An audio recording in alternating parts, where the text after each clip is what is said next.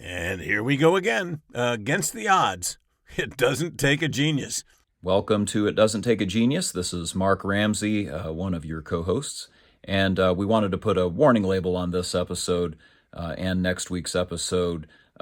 We always do something a little different at the Christmas season to give a little gift, and this year's no exception. But this episode will be an interview with an author who survived quite a bit of trauma. So this is not an episode for children, and it is not an episode to listen to if you think you will be traumatized by this. It is going to mention abuse of children, both physically and sexually. It will mention suicide.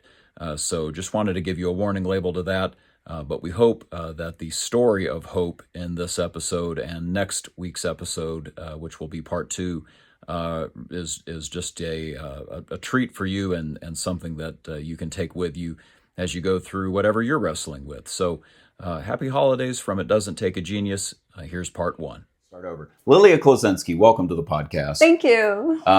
And we were trying to figure this out before we started recording, but I met you all here at your house at a party for another kid that you were Yes. hosting the party. About 7 or 8 years ago. Take a guess. How many nationalities do you think were represented at that party? In that time, I would say at least 7 or 8. Yeah, There was a lot. I went home and I said, Clarissa, we've been at the United Nations, I feel like, all day. And the party was still going after we left. It was like... We like to keep it till... Yeah. till late. I think Americans like to keep it a 2-hour limit. Yes. As soon as that last second hits, they're ready to go. Yes. But us, the Slavic people, we like to carry it on and on and on. And if somebody just stopped by and asked for tea, like it would... That's like automatic. We always have tea. We may not always have tea, but we always have tea. You're right. There's always hot water and some herbs in the backyard. You make something. Well, so... I really got to know you all through your son, one of your sons being in my class that I tutor for our little homeschool classical education group. And he was just so sharp and just incredibly bright and personable. And then got to know your husband, James, and what a cool guy he is. And your other kids were on campus. So I was like, oh, these are all such neat people. The Klosinskis. They're just so nice. But I sort of knew you were from Moldova, and then I found out you were an orphan, but you have now published a book, and I have now heard the first how many years? 15 years? 15 years. Yeah. So I'm going to, just for the folks listening on audio, Lilia Klosinski's book, it's Open Fields and Iron Curtains, Hope, Endurance, Suffering, and Grace. So thank you for being willing to talk about this. I asked you, I know, a long time ago, and we've been trying to set this up. But but before I get into my questions, because I got a bunch, what I want to ask is sort of what got you to put it into book form?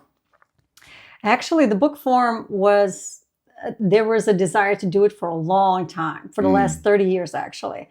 As soon as I landed on American soil, I have shared these stories with people, started sharing them, like, kerosene on the head and things like that. And people were just so fascinated with these things. They were like, wow, did this really happen? For me, it was like the norm and the way of life. Yeah. But for majority, they were listening. They were just in disbelief. Like, you need to write a book one day. Yeah. Of course, back then, about 30 years ago, when I came in 1996, English was my biggest language barrier there. I couldn't form a sentence or anything like that. Is that right? So I had to put that on hold. I just couldn't do it. And granted, it was wonderful that I didn't. And then about 20 years ago, I met my husband for that reason. He was supposed to be the guy to help me write the book. Well, instead, we got married and had a bunch of kids. So life took over and it got shelved again.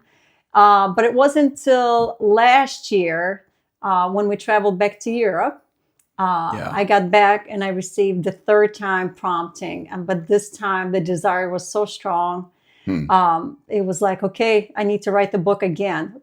But this time I was also throwing curveballs at God and said, okay, God, no, I can't. I had so many insecurities overtake me. Sure. It was as if like, well, God, right now I really could use a female editor, of knowing my insecurities. Sure. But preferably Christian. Do you think that's possible? Huh. So anyway, for God, nothing is impossible. I mean, Yeah. 2 days later, after I inquired him in the prayer for that specific thing, somebody said, "Hey, Lilia, I know the perfect person for you." And sure enough, the rest was history. Wow. And then another curveball was something about not knowing what to write. Although, I mean, there's I find that surprising because there's so many stories. well, that's just it. There's so many Oh. stories. But in that time when I had the prompting, I was like, well, I have a couple of major miracles that I could share with the world. But what am I going to fill the rest of the pages with? So it was that morning. It was Monday morning, November 5th, when I heard that voice. It was loud and clear. It said, write. So I said, okay, fine. I'll start writing. So I started writing. But as soon as I started writing in that just the first 3 sentences of my earliest memory, Yeah. everything else just came flooding in. It was just ocean waves of memories. Yeah. And then I was like, now I know I can write. I can certainly write this book. So as the memories came in for that whole week, all I did was just put them in the chronological order and try to make the best sense of it as much as possible. And I mean, there was just so much. I could have written more, actually. But this was a good, grief. but I was trying to keep it balanced. So Right. this was a good way of. Well, and we'll get to this, but I know there's probably going to be a sequel that talks about your time in America. I don't want to spoil anything, but let me say this, that I love the subtitle of the book, and I'm going to use that to sort of frame up the questions. Okay, so again, the subtitle: Hope, Endurance, Suffering, and Grace. And it's just really interesting. The way you put volume 1 is sort of through the eyes of a child, because you were a child. So you wrote it in this style that's very accessible. But let's talk about, I'm going to say this in a general sense, like, let's talk about the suffering. So for the uninitiated, can you talk about Moldova? Like, what you call it in the book? I think you have somebody call it the dumping grounds. Could you explain about that? So yes, I grew up in the small country of Moldova. It's the smallest country, the poorest country in Europe, actually, even almost to this day, probably. Because of where it was located in the 80s, well, actually earlier, during the Soviet times and after the World War II, there was less men and more women. So procreation continued, but there was no man to take care of the children. Wow. And a lot of the children and the babies became very dependent on, basically the government took over. So what happened is those 12 countries that sit in the communist times together, Moldova sits in the very far west side of it. So they decided, from what I understand today, they decided to go ahead and implement back then to have, that was in the 60s, probably 60s, 70s, to implement where they're going to, all the children from the Soviet communism of those 12 countries, they were finding babies in dumpsters. They were finding babies everywhere. There was just so many.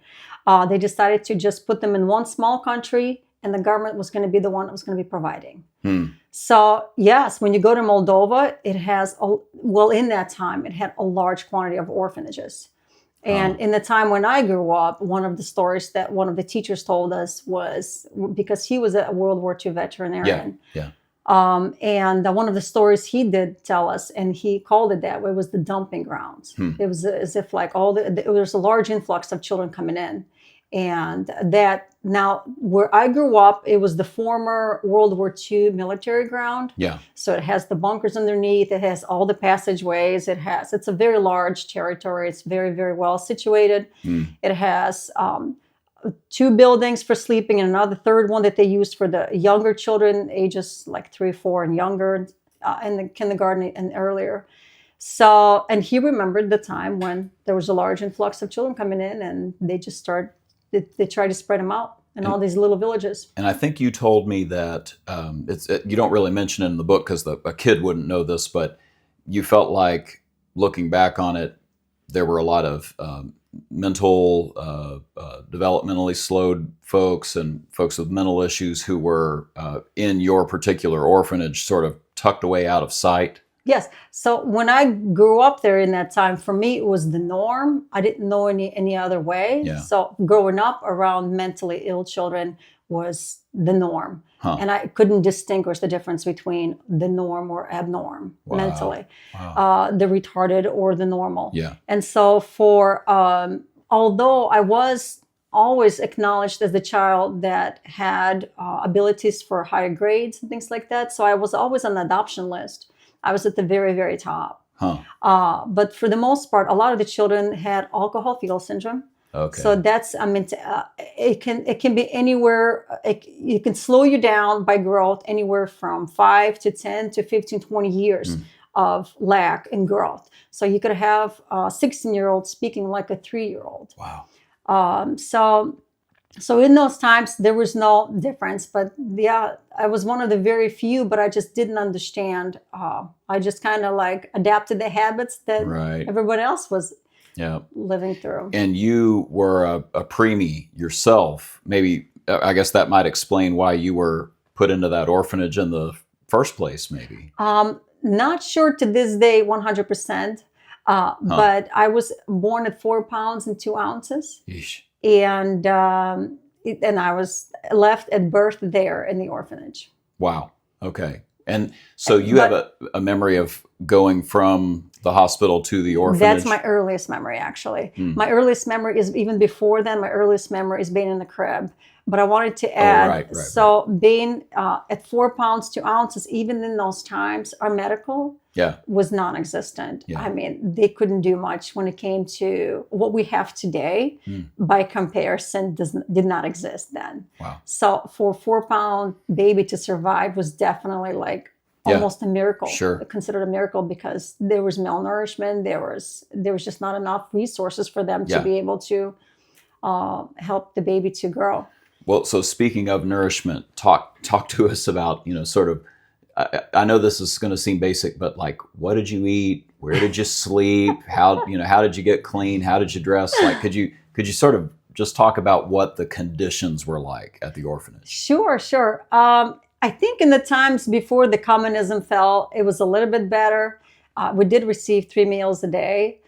There was no such thing as a snack. I didn't learn anything about that till I came to America. But our meals were given to us, and it was mostly made of grains. So you would have like manka, which is cream of wheat. You would have oatmeal. Those are your very basics. Green pea soup. You will have very, very, very basics. Anything that could grow in the field. That's what you were getting. That's what was given to us. There was no such thing as box of mac and cheese and things like that. It did not exist. In our village where I grew up, we only had 3. It was the butcher, the baker, and help me out, dairy guy. Oh, right. With the horse and the buggy and all the glass canisters. Food came horse-drawn to the... If you can imagine that movie Annie. Yep. And the guy pulls in with the clanking glass bottles and the thing. That's what it was like. That's how the milk was delivered. Wow. And in terms of sleeping quarters, you had bunks? So in the one building where it was kindergarten and younger, they had like a 3-tier. So we were sleeping in those because it was easier to fit the most that they could fit. Our orphanage actually housed about 800 children in total. Wow. In total, and about 3 to 4, maybe 300 approximately was in the tiny in the younger age. Home. Yeah, so, it was the building behind the school building. And once you were in the older building, like, did you have your own bunk? Did you have your own? So we didn't have bunks there. Okay. It was just regular beds, but the beds were smaller than a twin size here. So they were like trundle size. Oh. I don't know if many people know. If you go to a hotel and you need an extra bed, they will give you a trundle. Yep. It was like a trundle size. Gotcha. Not a true twin size. And most times, especially after the fall, there was a lack of resources. So we had to share that bed. And because there was such a large influx. More kids coming in. And they had to accommodate. So oftentimes we found ourselves sharing our bed with someone else. And you said the food got worse as well after the fall of communism. After the fall of communism, everything stopped coming in. Yeah. It was so bad. It was just, we had the basics met in that time during the communism. We had coats. Yes, the coats were given from generation to generation, but we had them. We had boots. We had hats. After the fall of the communism, it's as if like everything stopped. Those storage underground storages just became very empty very quickly. We were like animals almost, you could say. What we took for ourselves, we kept it, and we kept it for a long time because there was nothing else that was being given to us anymore. You mentioned going into dumpsters and grabbing whatever you could out of trash bags, and it changed so much that there was no food coming in, and we were finding ourselves looking for food anywhere we could find. If it meant for older girls selling themselves for sex, that's what it was. If it meant for the boys to be going out there to be hooligans and do shady stuff, that's what it was. And for us, some of the younger ones, I mean, we waited for those villagers to come by, use the orphanage trash area, and they would dump their trash over the fence. And you better believe it, I was first in line. We would run. We would tear it all apart and dive in. Whatever we could find, that's what we ate. And that's one of the stories. You ate a cake. Yes, that was a near-death experience, actually. It was, but we had many of those. The food poisoning was so bad and one of the ways that they could revive us was that the only way they knew how to do it in that time was to lukewarm water. They would shove it down. They would literally hold us down, open our mouth, hold it open, and pour down hot water down our systems. Ooh. They would take the two largest fingers. Yep. They would stick it in there, and your body would just throw it back out. Throw it up. Wow. And one of the stories is brutal in that way when you read it, but it was real. And with I'm trying to just paint the picture of what daily life was like. Bathing. There was a bathhouse, I guess. Yes. So the main buildings, there was always a plumbing issue. I mean, the system was at least 50 years old by the time I was growing up in there. Yeah. So there's actually, the book has some of the pictures included of what the sink looked like and this and that. So the shower, the water was non-existent for us in the building. In that time, maintenance was non-existent. So we found ourselves, especially for us girls, to keep ourselves clean, and the menstrual would start. I mean, it was even harder then, more challenging. Yep. We would find ourselves going with a tazik. Tazik is a little small metal tub. That's your wash tub. Okay. That's all you have. And it's the only one for a group of 60 kids, 40 to 60 kids. We would find ourselves going to our well that sat in the orphanage territory. But oftentimes that bucket would be at the bottom of the well because somebody untied it or somebody, so we would find ourselves going outside the orphanage territory, especially late at night.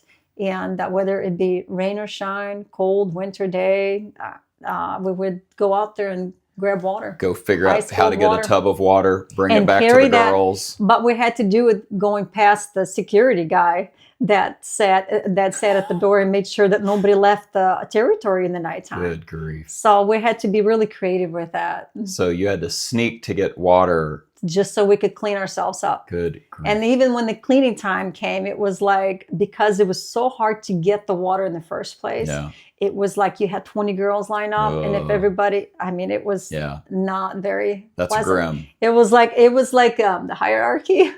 Yeah. So the first one goes, the one that's in charge, and then everybody else. She's the only one that really gets fresh water. I get it. Right. Oh, well, and I want to come back to the bully, but let me, could you talk a little bit about how Chernobyl shows up in your story? Yes. So that would be like around 87, 88, right around in that time. I was about 7 or 8 years old, and I had just entered the first grade. My earliest memory of that, I remember, was that it was just so instant and so quick. I grew up only an hour or so from where it happened, and maybe even further out. But so Chernobyl wasn't far from Moldova. I am in the Jedinets rayon, which is like very far north of Moldova. If you look at the map, I'm only like 30 minutes from the border, not even. Gotcha. So, and the border's Ukraine on the north side, and the borders Romania on the south side. Yeah. So they're like three right there. And no, just my earliest memory is that there were kids losing hair. One of my friends, classmates, Anya, was losing hair. It was just really weird. It was just the time I remember when my favorite teacher had to get an excuse to leave the orphanage because they couldn't find her daughter. And it was wherever she was and her grandkids. Mm. It was something we found out later in the news. And televisions was a rare thing for us. Even after the collapse, all the TVs were gone. But we at least had one TV normally per group. And there was about 1, 2, 3, 4, 5, 6, 7, 8, 9, 10. It was about 20, 30 groups maybe. Oh, wow. So we did have that many televisions, one per group. And it was one of those traditional ones. It only had like 3 channels. Right. And it was one of those things where it was only like... it was very controlled. So, I mean, we had super limited. It was okay. But no, Chernobyl was my earliest memory was when she had to leave the orphanage. And there was just a lot of pain in the air because the people were losing people. That's just my earliest memory I have. You had was it one of your teachers that... It was my first grade teacher. And you found her crying one day? Yeah, she was in a very bad place, and I could tell something was wrong. And it wasn't until like a day or later or so, maybe even a week, when we found out that this is what was happening. Oh, I see. And the devastation that took place. So she knew because she had... It might have already happened a couple weeks prior to that, but the devastation took place over a long period of a time.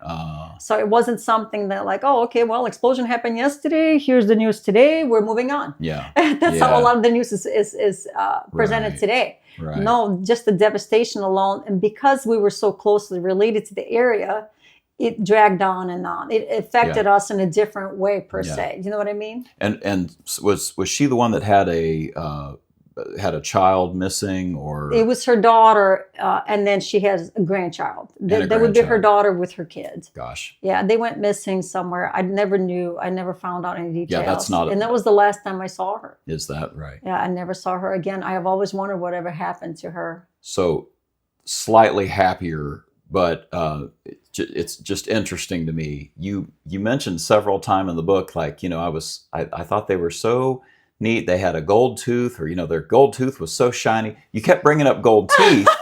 And I was like, man, what is it with me and the gold teeth? That was my issue. But then towards the end of the book, find out that some missionaries come and give you your very first toothbrush. So this whole time... You hadn't been... I don't know if those two are related or not. Oh, I know. It was that Home Alone movie where Harry... I can't remember. Is it Harry or is it the other guy? The short guy with the gold tooth? Yeah. Except his was, I think, silver. I can't remember. Anyway, that triggers me every single time because I'm like, oh, the memories. No, there was some... In that time, I think, because they didn't have the technology to do caps and things like that, the only best way is you pull the rotten tooth out, and if you could afford to put a gold one in, that's what they did. Sure. That was their options back then. So you better believe it. There was a lot of them walking around with gold teeth. Yeah.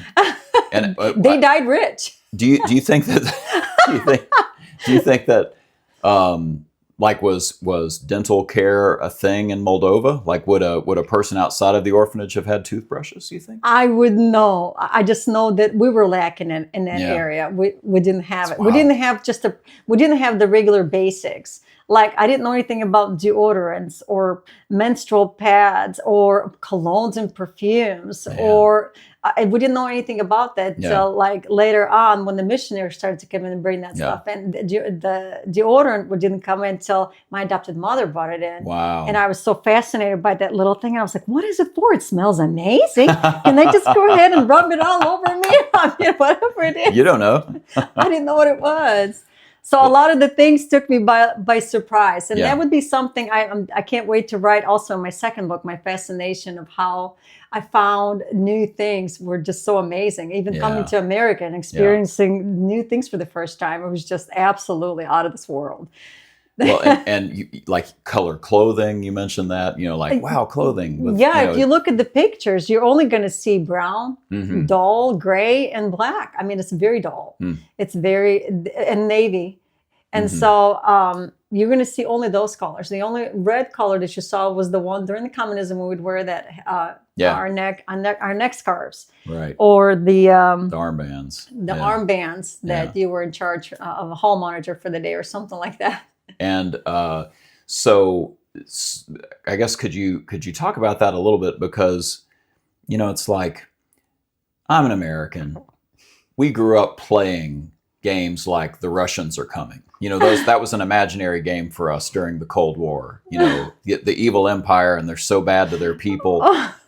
But we're going to talk about this, but you talk about the pride of holding the flag and getting to be first in line to march in on, I'm guessing it was a May Day celebration maybe I should probably go back a little bit, because regarding that, it wasn't so much, pride, I guess, in the way, but we didn't know any other way. There was no concept of God. There was no concept of religion. There was no concept of angels and anything that existed beyond and out of this world. Yeah. The only concept that we knew that we were in that baseline of, that was our norm. And you better believe it. I was the happiest child in that time with whatever I had, because that's the only thing I knew. Yeah. So if I got rewarded being a hall monitor for the day, you better believe it, I was the happiest kid in the world. And my hall monitoring for the day also meant like scraping ice off the steps and things like that. Hard work. It was hard work. Yeah. But it was better than sitting in the classroom all day long. Yeah. So what had happened during the collapse of the communism, also, we were not just lacking the resources. We were not just, one other major aspect that pretty much disappeared was the disciplining aspect. Now, there was abusive aspect of the discipline that took place, and it was very, very harsh. But there was also order and regime, and there was just like, okay, in this particular time you go to bed, and lights out at this time. Yeah. Everything was structured in that way, apart from the physical abuse. Yeah. And so what happened in that time? Pretty much everything went out the window, and because there was no longer pay for the teachers, a lot of teachers left. So now, I mean, when we were at approximately 40 kids per teacher, it became more like 60 kids per teacher. Wow. And to keep that structure going, Sure. It almost was like they had no other way to turn but to be extremely physically abusive to us. Because how were they? And I'm not excusing that behavior. I get it. It was brutal. It was wrong. In that time when I grew up, it was wrong. Yeah. It was wrong to the point where a lot of us just wanted to run away from the orphanage. We didn't want to live. We didn't want to exist. We were in that state. Yeah. Obviously, later on in my years, now that I'm an adult and I look back and I do some research, I'm finding out that there was a lack of resources, not just in codes and food, but also in the teachers and whom was going to be in charge now. Yeah. There was also a flip from Russian language, consistent always, to now always Romanian. Russian was no longer allowed. So there was just a lot of changes happening in that time. Now we went from the Russian director to the Romanian director. And I'd be more than happy to share some of those things. Okay, it's like one of them. So you asked me about the bathing time. So we did have a bathhouse. Our bathhouse our timing when it came to like showering, it was only 5 minutes in ice cold water. And actually that didn't happen much. Well, that didn't change much. Before or after the fall, it didn't change much. Okay. It kind of remained consistent and the same. The only way they would heat the orphanage or that water would be through black coal. Okay. So if it got delivered, great. If it didn't, if you didn't have the coal, you didn't have the coal. Yes. Jeez. Okay. So, but there's also like 30, 40 girls trying to cramp into one bathhouse and only 10 shower heads and maybe 2 working. This is like just a big room with spigots. It's a big room with just spigots. Wow. It's like if you can imagine the cattle running in there. It's like, so we're all standing there, including our teachers. There's 2 to 4 teachers. They're trying to squeeze their time in because they didn't have the resources now in their apartments where they were living in that time. It's like everything just got shut off and removed at the same time. Electricity was controlled by the government. It would only come on like once a day. Twice a day if you were lucky. And in that time, as soon as it came out, it was as if like water was already boiling in the stove. They were ready to go. They had to react and act really fast to cook up oatmeal or something like that. Just a quick, let's just heat up oatmeal and serve it to them. Having sugar, non-existent. Right. So anything that's sweets related, it was non-existent for us. It was like a new, bread, we did have the bread baker, not on the property just yet, but during the fall of the communism, about a year later, so the orphanage director did implement another room where they got an oven and they got a bread baker on the property, and they were able to start producing bread, where they were able to also sell to the villagers outside. Oh, and to sell too. Okay. Yes. We had to become extremely creative during the fall of the communism because now nothing was coming in. So the director of the orphanage, the Romanian one that took over, he brought in cattle. We had a couple of cows. We already had a couple of horses on the property because they pulled the wagon to bring in the potatoes and the cabbages. We also got a bunch of goats. So that was our milk. That was our cheese. Yeah. Although that was a rare treat anyway.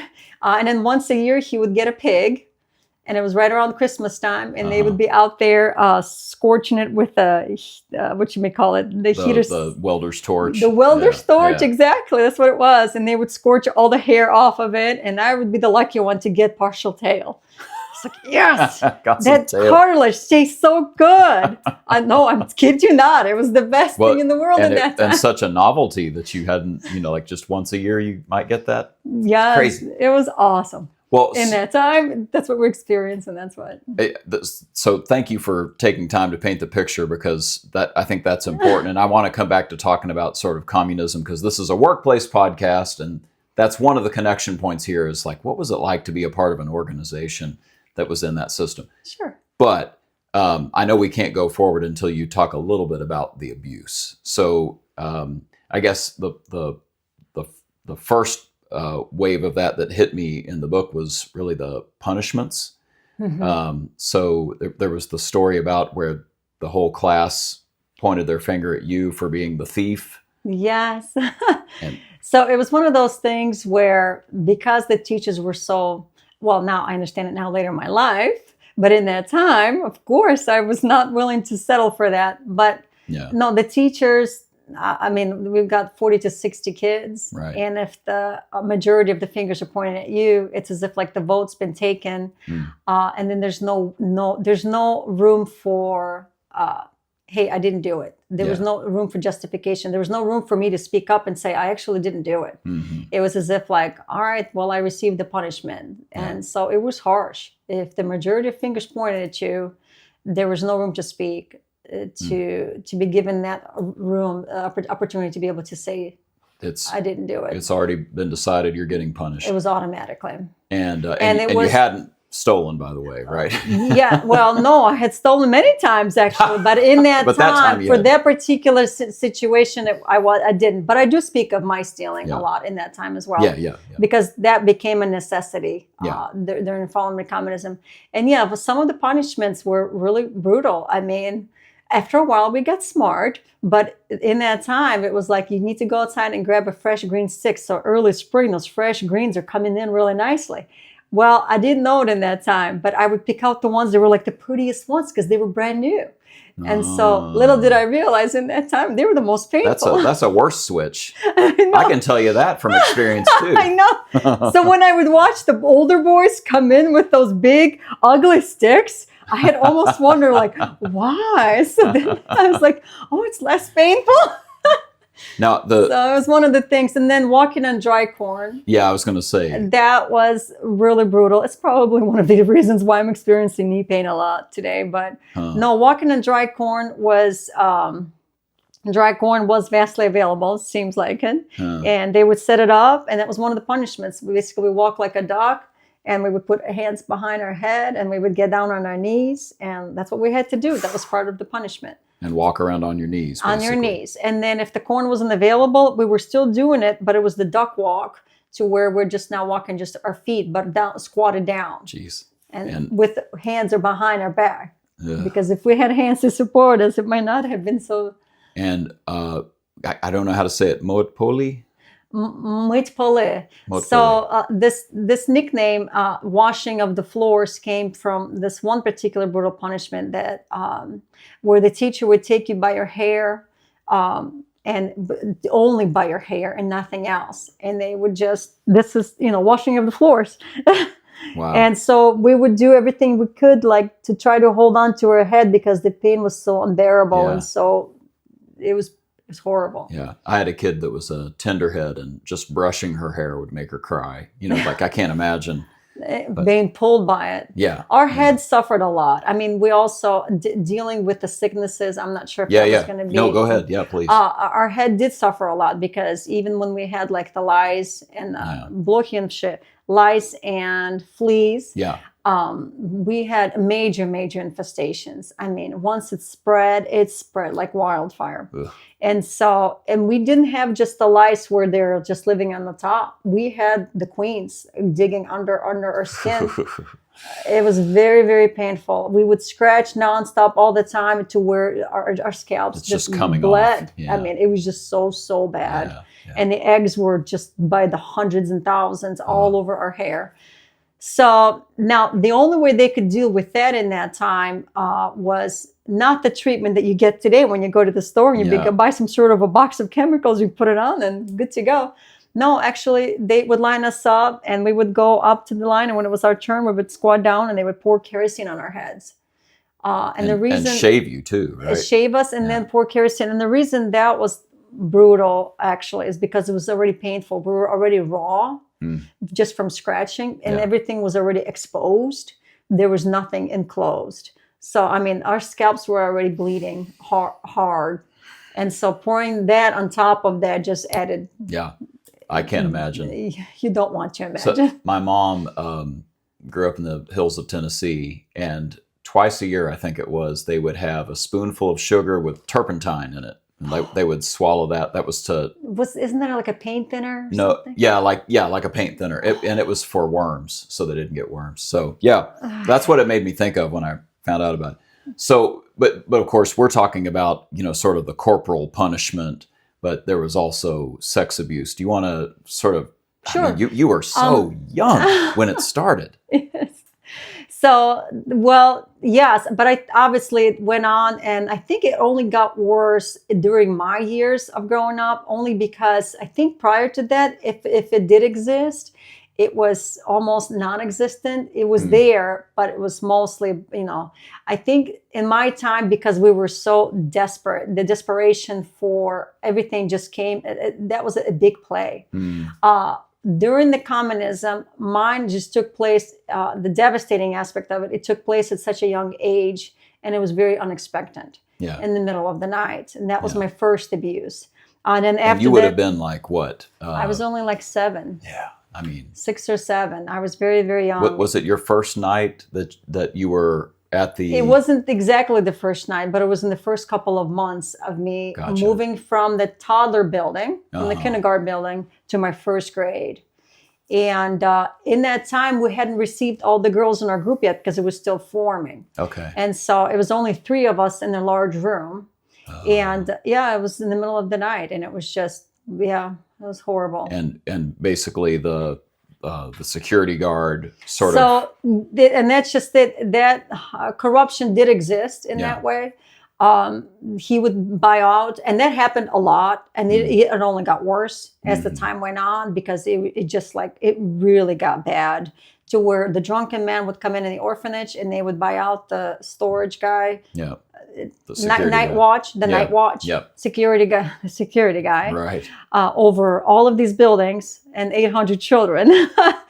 You can only imagine he could only do so much, but for a bottle of vodka, it was free game for all. So it was unfortunate.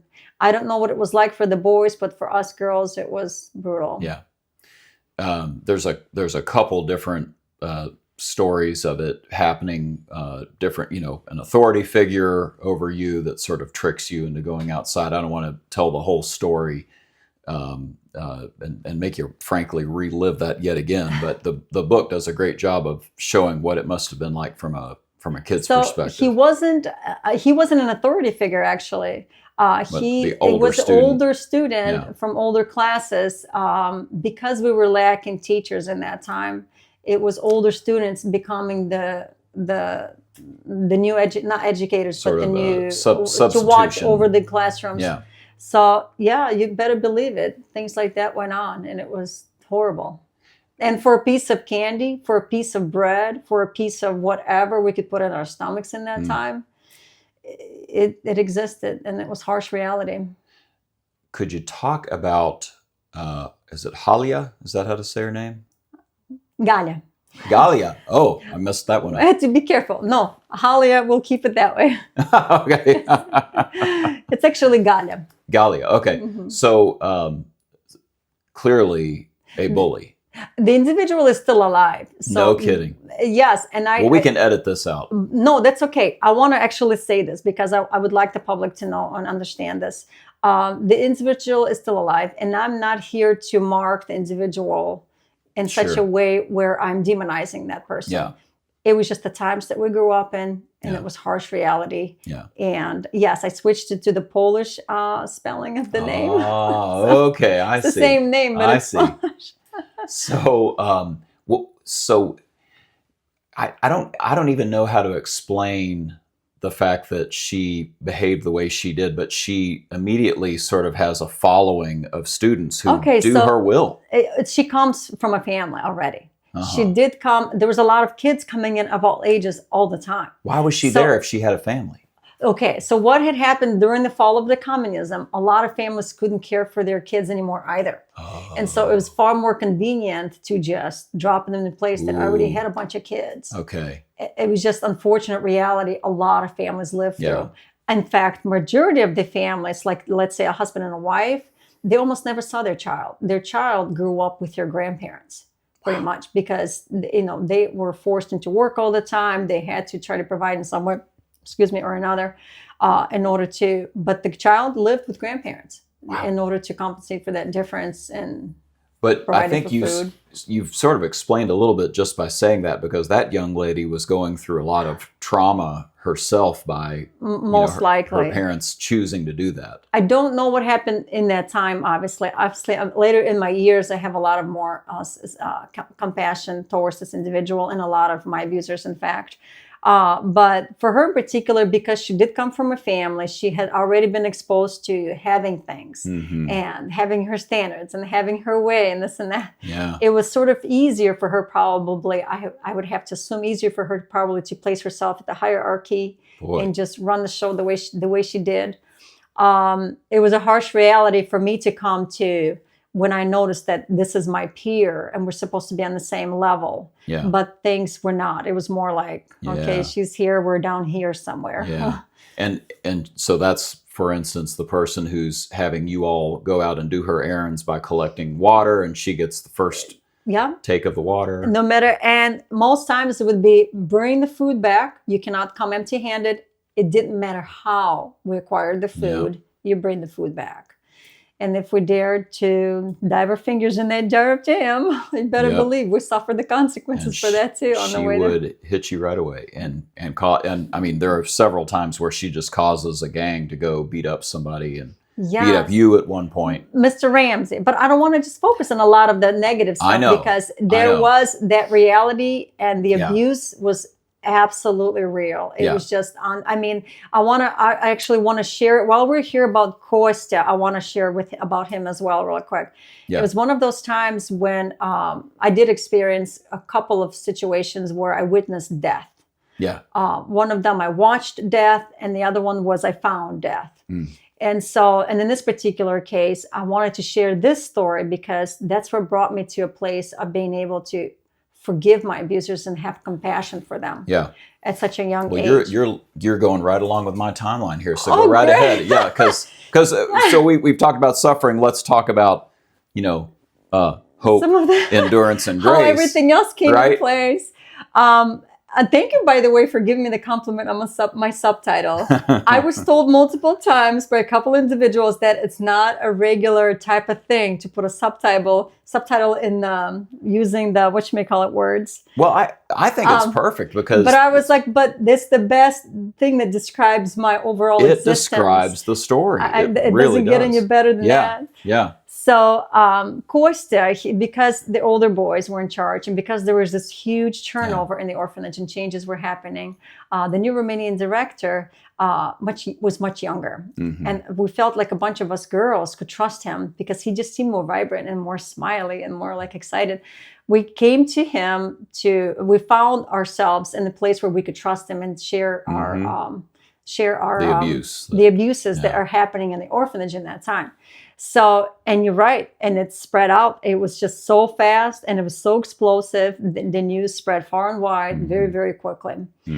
So what happened in that time is a lot of the younger boys knew that they were awaiting prison. It was not a juvenile. There was no such thing in that time for us. It was more like you're going straight to prison because they were already 16. They were already actual adult because in that time for us, 16, you're an adult at age 16. Okay. And so in prison, I don't know if many of the listeners know what the Russian prisons are like. They would have to do some of their own research. From what I remember hearing when I was a child, it was brutal. I can't imagine. Yeah. And yes, so somebody would have to do their own research on that. But in that time, what had happened is I was walking from the washing building. Everybody was in the classroom, and I was walking behind the sleeping building. And it was just me and our music teacher coming back in the opposite direction, when we both witnessed some object falling from the third floor building. It was a 3-story building. And as I got closer, I only realized it was a human being. And as I saw, there was blood coming out of the mouth, the body lay deformed on the ground. It was a picture that stuck with me for years. But it was one of those things where I walked up and I had already known he's gone. His eyes were wide open. He was non-responsive. He's gone. And then, of course, the music teacher was like, "Why are you standing there? Go get help." And I just froze in place. I couldn't move. I was just in a state of shock. Of course, the crowds got bigger. There was more people coming. And before you know it, they announced that he was dead officially. But it was one of those times when on the sidelines, you could hear those kids and those girls from my classrooms and from other classrooms. They were so happy. Finally, he's dead. They were shouting that. They were exclaiming that excitement. When for me, what I saw and it just kind of sort of all clicked in at one time for me. Knowing what the prison was like and witnessing his fall and realizing his life just ended. Like there's no more life. Now he's gone. There's no more living. And so for me, I had like the heart of compassion was born in that time. I did not hate him anymore. I didn't feel any place for anger to be able to hold it against him. I had a lot of compassion for him. Okay, that concludes part 1 of our interview with Lilia Klaczynski, the author of Open Fields and Iron Curtains, Hope, Endurance, Suffering, and Grace. We hope you tune in next week to hear the conclusion, when Lilia will talk about the things that helped her overcome these obstacles thrown at her. And we hope that it's directly applicable to you as you go through the holiday season or whenever you happen to be listening to this. So tune in next week. Again, viewer discretion, listener discretion is advised.